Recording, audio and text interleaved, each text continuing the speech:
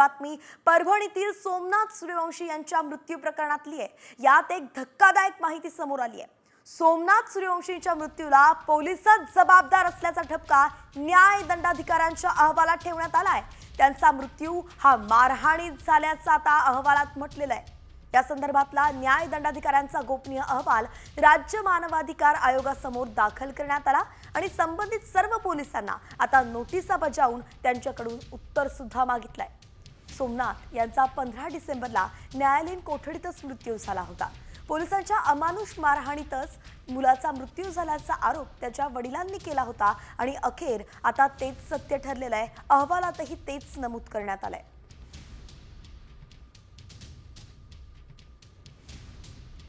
तर परभणीच्या नवा मोंढा पोलीस ठाण्यात मारहाण करण्यात आली होती सोमनाथ सूर्यवंशी यांना। सोमनाथ सूर्यवंशींचा त्या मारहाणीतच मृत्यू झाला। सूर्यवंशींच्या मृत्यूला पोलीस जबाबदार असल्याचं या अहवालात म्हटलंय।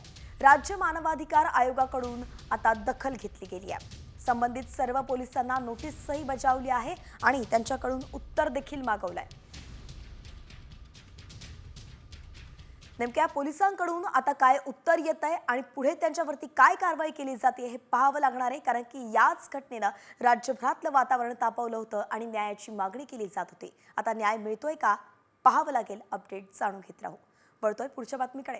सोमनाथ सूर्यवंशी मृत्यू प्रकरणावरून विरोधकांनी सत्ताधाऱ्यांना आता घेरण्याचा प्रयत्न केलेला आहे। एकंदरीतच सूर्यवंशींच्या मृत्यू संदर्भात अहवाल समोर आलाय। पोलीसच जबाबदार असल्याचं आता स्पष्ट झालंय आणि त्यामुळे विरोधक आक्रमक झालेत। सत्ताधाऱ्यांना त्यांनी घेरण्याचा प्रयत्न केलाय।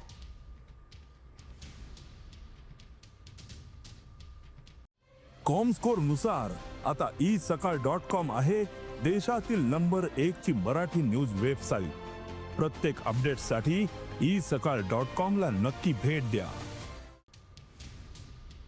परभणीच्या पोलीस कोठडीमध्ये सोमनाथ सूर्यवंशीची जी हत्या झाली आहे, वारंवार आम्ही तेच सांगतो आहोत ना।